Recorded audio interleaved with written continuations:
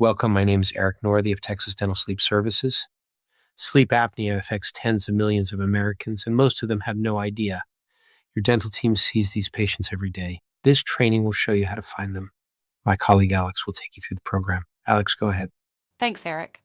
This series covers 5 modules: obstructive sleep apnea basics and the dental team's role, medical history and physical assessment, the oral examination and Malampati classification, documentation, communication, and referrals, and finally, implementation and workflow. By the end, your team will have a clear, repeatable protocol for identifying at-risk patients, documenting your findings, and connecting them to the care they need. I'd like to share something that is at the heart of why we built this program. Sleep apnea is a hidden epidemic. The numbers are staggering, the consequences are serious, and yet most of the people affected have never been told they are at risk. They come in for a cleaning, they leave, and nobody ever connected the dots. That is what this protocol is designed to change. As dental professionals, you have a unique opportunity. You see patients regularly, you look in their mouths, you review their health histories, and you have built real relationships with them. That combination puts you in a position that almost no other healthcare provider has. This protocol equips your team to do 4 things. Identify at-risk patients. Document findings thoroughly and consistently. Communicate with empathy, not alarm. And coordinate referrals that could genuinely save someone's life. Our goal is to transform routine dental visits into early detection checkpoints for obstructive sleep apnea. Every hygiene appointment, every recall visit, every new patient exam becomes an opportunity. What you are learning in this series is not an add-on. It is a new standard of care, and your patients are counting on you to meet it. Before we move on, I want to go over our philosophy and then discuss the numbers. Our program is built around scalable processes. Scalable meaning, even though the number of patients you could reach through this is staggering. Our goal is to start small, learn by doing, and allow this process to grow over time and at your pace. Alex, would you tell them about the numbers? Sure. The numbers: 25, 15, 30, 20, 7, and 100. 25% of your adult patients have undiagnosed sleep apnea. 1 in 4 of the patient you see each month. An additional 15% go home to someone who snores, stops breathing, wakes up tired and fatigued, and is suffering. CPAP users have a 30% compliance rate, meaning less than 1 in 3 wear their CPAP device. On top of that, only 1 out of 5 ever seek treatment. Consider this. How many of those actually do consider treatment but dismissed it because they already know? They would never wear a CPAP. The effective compliance drops to 7% and 100%. Once you begin talking about oral appliance therapy, that is a recognized effective alternative to CPAP. Once you hear patients say how it changed their lives, potentially every one of your patients will become spokesmen and women for your practice, drawing both new sleep patients and new dental patients. That is worth considering. To really understand why screening matters, it helps to understand exactly what happens during an apneic event. And this slide walks you through it step by step. It starts during sleep when the muscles that normally hold the airway open begin to relax. As pharyngeal muscle tone drops, gravity takes over. The tongue and the surrounding soft tissues fall back toward the throat, and the airway begins to narrow or block completely. You can see this clearly in the illustration on the right. The tongue, the soft palate, and the surrounding tissue all crowding into a space that needs to stay open for air to move through. Once the airway is blocked, oxygen levels in the blood begin to fall. That is hypoxia. And the brain, sensing the drop, triggers a brief arousal to restore muscle tone and reopen the airway. The patient usually does not fully wake up, but sleep is disrupted just the same. And then, as the airway reopens, there is a burst of sympathetic nervous system activity. Heart rate surges, blood pressure spikes, and the body is flooded with stress hormones. Then the cycle begins again. Now imagine that happening not once, but dozens or even hundreds of times in a single night. Every night. For years. That is what untreated sleep apnea looks like from the inside. And that is exactly what your screening protocol is designed to catch before it goes any further. Let's pause on this number for a moment. Up to 80% of mild to moderate sleep apnea cases remain completely undiagnosed. That is not a rounding error. That is the majority of people living with a serious condition and having no idea. And this is not just about feeling tired. Untreated sleep apnea is a systemic threat. Every night that the airway collapses and oxygen drops, the body pays a price. And over time, that price adds up. Here is what we see in the research: atrial fibrillation and cardiac strain. The repeated oxygen drops and sympathetic surges that happen during apnea episodes put enormous stress on the heart. Night after night, that stress accumulates. Resistant hypertension. Many patients whose blood pressure will not respond to medication are actually dealing with untreated sleep apnea. Treat the apnea, and often the blood pressure follows. Type 2 diabetes. The oxidative stress and insulin resistance that come with chronic sleep disruption create real metabolic consequences. And mood disorders, along with daytime hypersomnolence. Patients who are exhausted, irritable, struggling to concentrate, and feeling depressed are often dismissed or given medications when the real issue is happening while they sleep. These are not rare complications. These are common outcomes for people who go undiagnosed year after year.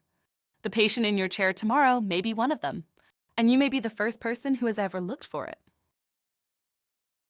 Let's take a moment to talk about why this screening belongs in your practice, not just as a nice thing to do, but as a professional responsibility. Consider how often patients actually see their dentist versus their primary care physician. Most patients come to you 1 to 4 times a year. Many of them see their primary care doctor less than once a year, if at all. That means you may be the most consistent healthcare provider in their life. That is not a small thing. And the American Dental Association agrees. Their position is clear. Dentists are encouraged to screen patients for sleep-related breathing disorders as part of a comprehensive medical and dental history. That is not a suggestion from a fringe group. That is the standard of care from the leading professional body in dentistry. Now, here is the part that every provider needs to hear. Ignoring obvious oral markers does not just put your patient at risk. It puts your practice at risk. When the signs are there and nothing is documented, nothing is communicated, and nothing is done, that is an exposure you do not want. On the other hand, when you have prearranged referral pathways in place, when your team is trained, and when your documentation is thorough, you are demonstrating exactly the kind of comprehensive, patient-centered care that protects everyone. This is not about adding more to your plate. It is about doing right by the patients who are already in your chair. I want to take a quick moment here because this is a point I feel strongly about. The hygienist is the heartbeat of this screening protocol. I have seen this play out in practice after practice. When the hygienist owns the screening process, it actually happens. Consistently. With every patient. Alex, tell them why that is. Happy to. Hygienists typically spend 30 to 60 minutes chairside with a patient. That is more one-on-one time than almost anyone else on the team. And it fits naturally into the appointment flow. Screening questions fit right in between scaling and polishing. A quick malampati check takes seconds while you are already looking in the mouth. Beyond the logistics, hygienists build trust. Patients share things with their hygienist, snoring, fatigue, CPAP struggles, that they might not mention to a doctor. That candid relationship is exactly what makes this work. When the hygienist leads, the whole team follows, and patients get the care they need. Module 2, Medical History and Physical Assessment. This module gives you a systematic approach to collecting the health data that most reliably predicts obstructive sleep apnea. We are talking about body mass index, neck circumference, blood pressure, and a brief medical interview, all of which you can gather in just a few minutes. Let's start with the medical interview. At the top of every hygiene or recall visit, we recommend 3 open-ended questions. The first is, how have you been sleeping? The second, has anyone noticed you stop breathing, gasp, or snore loudly at night? And the third, do you feel unusually tired or groggy during the day? Those 3 questions, combined with a few follow-up prompts about cardiometabolic history and lifestyle factors, actually cover the first 4 items of the Stop Bank score without adding any extra forms. Now, let's talk about the Epworth Sleepiness Scale. This is an 8-item questionnaire that measures how likely a patient is to doze off in everyday situations, things like sitting and reading, watching TV, or riding as a passenger in a car. Patients rate each scenario from 0 to 3. Scores are added up with a maximum of 24. Here is how to interpret it. 0 to 10 is within the normal range. 11 to 14 suggests moderate excessive sleepiness, and 15 or above indicates severe excessive sleepiness. Any score above 10 is a positive screening result. When that is combined with physical findings, which we will get to, it supports referring the patient for sleep testing. The Epworth form is available in your appendices, ready to hand to patients at check-in. Beyond the questionnaire, 3 measurements give you powerful, objective data: BMI, neck circumference, and blood pressure. A BMI of 30 to 34.9 is moderate risk. 35 or above is high risk. For neck circumference, measure at the level of the cricothyroid membrane. The thresholds are 17 inches or more for men and 16 inches or more for women. These are validated predictors of airway crowding. An elevated blood pressure, especially if it is not responding to medication, is a strong signal to investigate sleep apnea further. Here is a practical tip. Record these values directly on the sleep apnea screening worksheet and use color coding, red or yellow highlights, so high-risk values jump out. We are now moving into Module 3, and this is where the clinical picture really comes together: the oral examination. Alex, take it from here. Thanks, Eric. Module 3. Oral examination and Mallampati classification. Here is the powerful thing about this part of the screening. A 2-minute focused exam of the tongue, palate, tonsils, and jaw gives you structural evidence of airway risk that no questionnaire can capture. While you already have optimal lighting and a mouth mirror in hand, here is what you are looking at. Check the tongue for scalloping, macroglossia, or restricted mobility. Look at the soft palate and uvula for elongation or edema. Grade the tonsils 0 through 4 and note any lateral pharyngeal wall crowding. Assess the hard palate shape, since a high narrow arch often coincides with nasal obstruction. And note mandibular position, because retrognathia or micrognathia reduces the space the airway has to work with. Pro tip: if you see something striking, photograph it with patient consent and embed it in the chart. Visual evidence makes the referral conversation much easier. Now let's walk through the Mallampati classification, step by step. Seat the patient upright, head in a neutral position, mouth wide open, tongue relaxed on the floor of the mouth.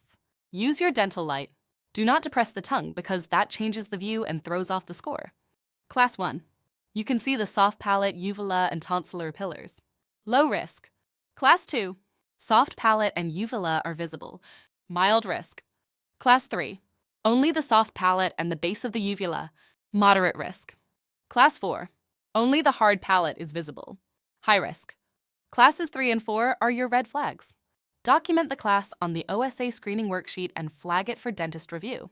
When combined with an Epworth score above 10 or a BMI of 30 or more, the likelihood of undiagnosed sleep apnea rises dramatically. This takes less than 30 seconds and it changes everything. This slide is one of the most important in the entire series, because this is where individual findings stop being data points and start telling a story. We call it the risk matrix. And it works like this. When a patient shows a Mallampati class 3 or 4, combined with an Epworth score above 10, combined with a BMI of 30 or more, you are looking at a high likelihood of undiagnosed obstructive sleep apnea. That combination is a red alert, and it needs to be acted on. Now here is something equally important. You do not always need all 3 boxes checked to be concerned. Structural findings can be additive. For example, if a patient presents with both macroglossia and retrognathia, that combination alone warrants immediate dentist review, even if the Epworth score and BMI are only borderline. In other words, do not wait for a perfect storm. When the structural picture is compelling, trust what you are seeing and begin the sleep apnea conversation. This is exactly why we train the whole team to understand the full picture, not just their individual piece of it. The hygienist who recognizes that 2 structural findings together are more significant than 1 finding alone. That is the hygienist who catches the patient that everyone else missed. Document what you find and flag it clearly. Module 4. Documentation, patient communication, and referral. Great screening loses its power without great follow-through. This module is about closing the loop, recording what you found, telling the patient clearly and compassionately, and getting a complete referral packet out the door. Let's start with the sleep apnea screening worksheet. The goal is to complete it while the patient is still in the chair. Fill in the Epworth score, BMI, neck size, blood pressure, and Mallampati class. Highlight any red flag values. Add brief notes on structural findings, something like macroglossia tonsil grade 3, and attach any intraoral photos directly in the EHR. One more tip. Use a colored stamp or digital flag in your system so the dentist cannot sign off on the chart until that worksheet has been reviewed. No more red flags slipping through. Now let's talk about the conversation itself, because how you say something matters just as much as what you say. The strategy is simple. Reassure the patient, keep it non-technical, and focus on what they stand to gain. Better energy, better heart health, better sleep. Lead with benefits, not with fear. Here is a sample dialogue you can use word for word or adapt in your own voice. I noticed a few things today, your tongue size and the way the palate sits, that sometimes relate to breathing issues during sleep. Your Epworth score and your neck measurement add to that picture. Would you be open to learning more about a simple home test that can tell us whether your airway is closing at night? Notice what that script does not do. It does not use medical jargon. It does not alarm the patient. And it does not tell them what to do. It simply invites them. Patients say yes when they feel informed, not pressured. When you connect what you found today to how they feel every single day, tired, foggy, not sleeping well, that is when it becomes personal. And when something feels personal, people act. And here is the good news. You do not have to hand them a pamphlet and wish them luck. You can say something like this. Our telemedicine team is wonderful. The home sleep test is simple. It is often covered by insurance, and it could genuinely change how you feel every day. Would you like me to introduce you to them? I can even help you get the appointment scheduled right now. That is how you open the door and walk them through it. This slide is for the clinical assistant, and it is one of the most important jobs in the entire workflow. Building the referral packet. The goal is simple. Give the sleep physician everything they need upfront the first time. When the packet is complete, triage moves faster, and your patient gets to diagnosis sooner. Here is what goes in every packet. Number 1, a cover letter stating your findings and the reason for referral. This gives the physician immediate context before they open anything else. Number 2, the completed and signed OSA screening worksheet. This is the clinical foundation of the referral. Number 3, the signed Epworth Sleepiness Scale form. The patient's signature and the date need to be on it. Number 4, intraoral photographs or scan captures. Visual evidence that supports what the worksheet describes. And number 5, a copy of the medical insurance card. This one item alone eliminates a surprising amount of back and forth. Best practice, send the entire packet through a secure, HIPAA-compliant portal, and give the patient a paper copy before they leave the office. When patients leave with something in hand, they feel informed, and they follow through. Let's talk about team roles. Because when everyone knows their part, the whole process runs smoothly. Here is something worth knowing. In many practices, the hygienist can actually carry this entire workflow on her or his own. They have the patient relationship, the chairside time, and access to everything they need, from flagging high-risk patients all the way through helping them schedule that first medical appointment. That is a powerful thing. That said, depending on your team size and your practice philosophy, others can absolutely share in the process. The front desk can flag high-risk health histories on the intake form before the patient ever gets to the chair. The hygienist performs the screening, scores the Epworth, and records vitals. This is the heart of the workflow. The dentist reviews and validates the findings, discusses next steps with the patient, and signs off on the worksheet. And the clinical assistant. The assistant can prepare the referral packet and handle follow-up calls. Take some time over the next few weeks to decide how you and your team are going to implement this. After you have decided, you can talk about how to actually get this off the ground. This slide lays out the 4 steps that will take you from zero to a full practice-wide launch. Step 1 is to identify your champion or champions. This is usually a hygienist and another. These are the people who will own the process and keep everyone else on track. Step 2 is to map the workflow. Take the screening process from check-in to check-out and put it on a simple flowchart. Post it in sterilization where the whole team can see it. When the process is visible, it gets followed. Step 3 is your 1-week pilot. Run the screening with recall patients only. Debrief at the end of each day. What took too long? What felt awkward? Trim it, refine it, and get comfortable before you go bigger. Step 4 is your practice-wide launch. And here is your green light. When the average chair time impact drops below 5 minutes per patient, you are ready. At that point, the screening is no longer something extra. It is just part of the visit. 4 steps, 1 week of piloting, and you have a screening program that runs smoothly every single day. Finally, let's talk about getting patients to say yes. Patients accept care when three things happen. They see personal relevance, connecting today's findings to something they are already experiencing, like fatigue or high blood pressure. They hear benefits, not just risk. And they have a clear, easy next step. Here is a sample elevator pitch you can adapt. I noticed a few red flags that can point to airway closure while you sleep. A quick home monitor can confirm what is happening and could really boost your energy and heart health. Would you like to set that up tonight? That is it. Short, benefit-focused, and action-oriented. When you lead with what the patient gains, you make it easy to say yes. Everything you need to get started is on its way. You're ready to use screening worksheets, Epworth sleepiness scale forms, and patient handouts. Will be included in your next follow-up email from TDSS. The ask is simple, an average of 5 minutes per hygiene appointment. When your team makes that a habit, you become the frontline defense for patients who have no idea they're at risk. Sleep apnea is hiding in your chairs right now. Your screening process is how you find it. Good luck. We're excited to be on this journey with you.